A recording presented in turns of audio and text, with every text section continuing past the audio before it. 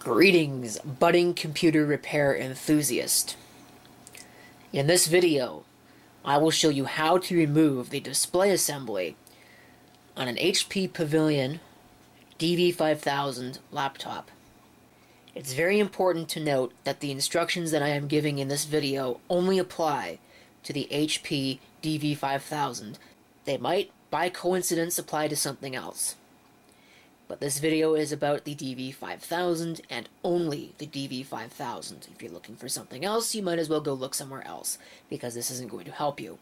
Something that I do before embarking on any major computer repair project is to see if I can find, and if I can, print it out, the service literature for the item in question. It just so happens that the service manual for the dv5000 is available on HP's website. There's a link in the video description that will take you to the download link, as well as a backup copy if that happens to disappear at some point in the future. It looks really daunting. I think the instructions are about 200 some odd pages long. You don't need all of them, and it's really not quite as difficult as it looks. The only two sets you need are right here. Now, these are divided up into sections, and the sections that you need, I believe, I will correct this in a video title if that's not the truth, so just pay attention carefully, are sections 5.6, 5.7, 5.10, 5.11, 5.13, and ultimately 5.14, which is the display assembly removal instructions, as well as the instructions for disassembling the display housing itself. Now, the official directions will also say that you need 5.3, which is preparing the computer for disassembly, but I think that any sane individual would not need that. It's basically just, make sure the computer's off, and remove the battery, and unplug it, and all that other stuff. And I think that anybody that's working on anything would know that. Of course, that does not mean that this does not come without caveats. You will be disassembling a laptop pretty thoroughly. If you're not comfortable with working with small screws and small sub-assemblies, then I would advise not proceeding, and I would get a professional to do it for you instead. This is not a toy. This is a real device, and if you have anything that you care about on the hard drive of the computer before even starting with this, back it up, because there is a possibility that this might render the machine completely useless. Oh, and I'm not responsible if you do damage it. You can't come after me for anything. This is merely showing you how to do what you need to do. If you screw it up, then on your own head be the results. You are now the proud owner of multiple broken pieces instead of just one. In any event, let's get started.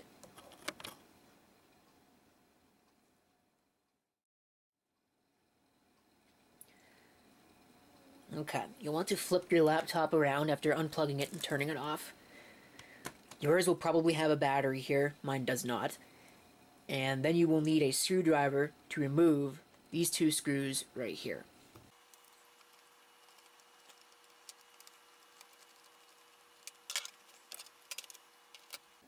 Okay, so once we're in here, it is very simple to remove the RAM. There's two tabs on the side of each module. They push in, or pull to the side. The module will push up, and you can pull it out. Just like that.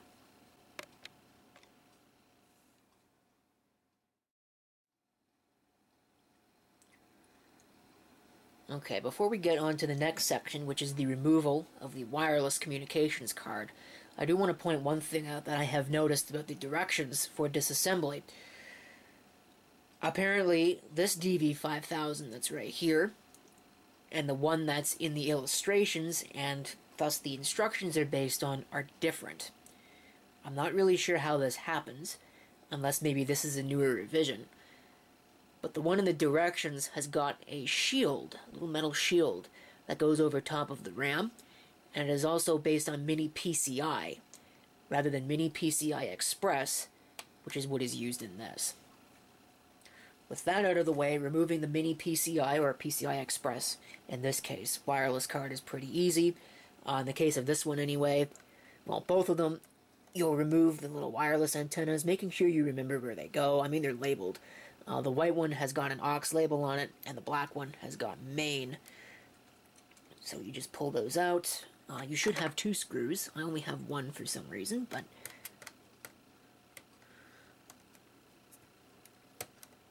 might be a little tedious to get the screws out.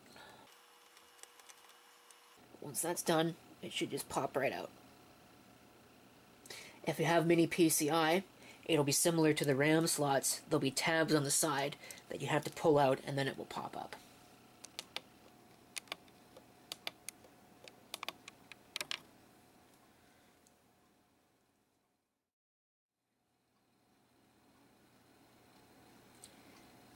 Now, here comes the fun part. This is where the screws start getting different, and you need to start keeping track of which ones go where. We are removing the switch cover.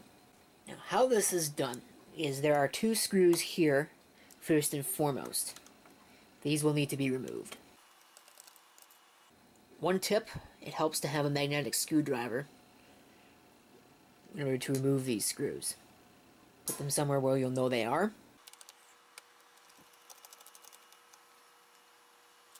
Then, we go inside the battery compartment, where we can see there are 3 black screws at the very far edge. Those will need to be removed. These are different from the screws that you have just removed. So again, make sure you keep them separate.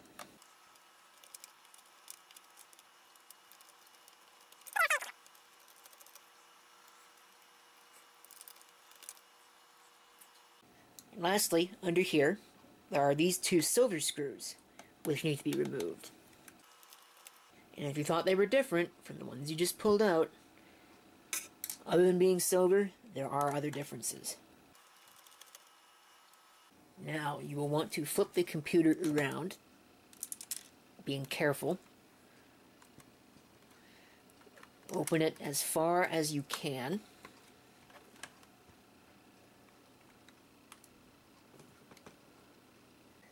And this could get a little tedious, but where the hinges are, you will need to pop that up.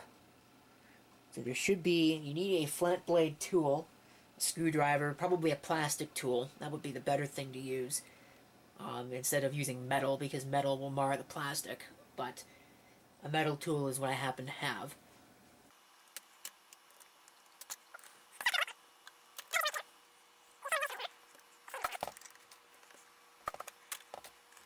And then it should be possible, with a little bit of elbow grease, assuming I didn't miss a screw that this laptop has that the instructions don't, that can be removed just like that. As you can see, it's definitely not the easiest in the world to disassemble a modern laptop.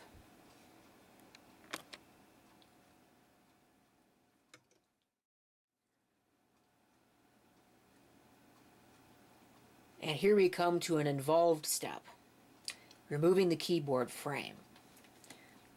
Close the laptop. Flip it around again. I know it sounds like there's something loose. I don't know what it is exactly. Right here, you can see this little silver screw. This is the screw that we need to remove in order to get the keyboard frame out. It might be similar to another screw that we have removed, but I would keep it separate nevertheless, just to be on the safe side. Now you'll flip the computer over again. You'll open it up as far as you can. You should be able to slide. It's a little tight, but it should slide to the back of the machine. Yeah, this might not be easy. This might be a real pain. Well, you can do that too. You might have to pry up on it a little bit, but it should come out. Piece of advice, before you go blindly ripping this up, you will want to lift it and that black connector that is right there, you will want to remove that. You can kind of see it. Unfortunately, I don't have a video light, but that connector right there, there's two tabs on the side. You pop them off, and then you can remove the ribbon. With that out, you can then go ahead and, in theory, flip this again out of the way. And this connector right here, which is for the keyboard, well, maybe I have them backwards. But either way, that's the way that this particular example of this laptop works. You can pull that out. And now the keyboard is out of the way. That will also take the keyboard along with it.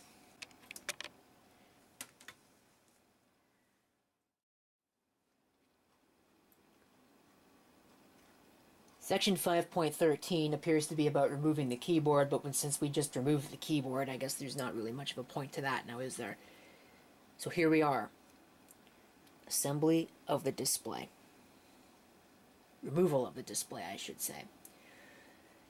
First thing to do would be to remove this connector right here, which I guess is supposed to have a little tab to make it easy to do, but tab doesn't really work. I'd be careful with this. The other thing that we need to do is to deroute the wireless antennas, if we can. You might be able to get away without doing that, but I would do it anyway. Sometimes this stuff wants to be a pain. That was fairly straightforward. You can pull them out, just like that. There are now 4 Phillips screws that you can see. 1, 2, and on the other side, on the other hinge, 3 and 4. These are the next things that need to be removed. Piece of advice: put the screen facing straight up. Sort of like this. It's not perfectly straight, it doesn't have to be perfectly straight, but when you put it straight up, it'll be easier to pull this out.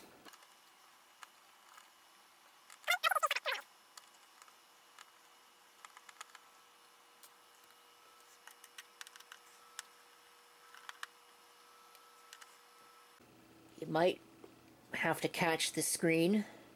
It might fall out, but it shouldn't. I've certainly never seen a laptop where that happened. But now, these lift up.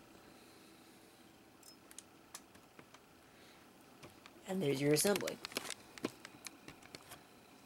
Easy peasy.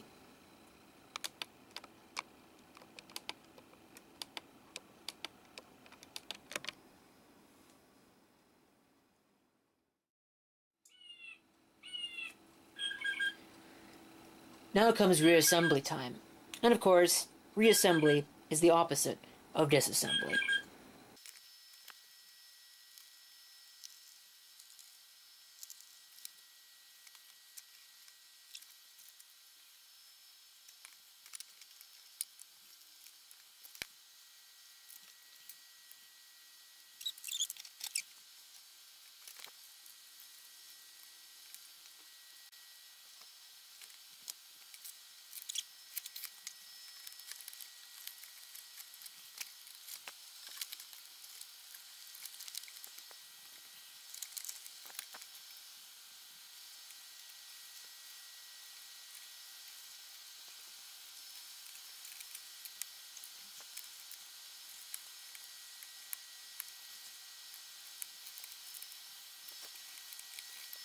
And that, my friends, does it for the removal of the display housing on an HP Pavilion dv5000 laptop.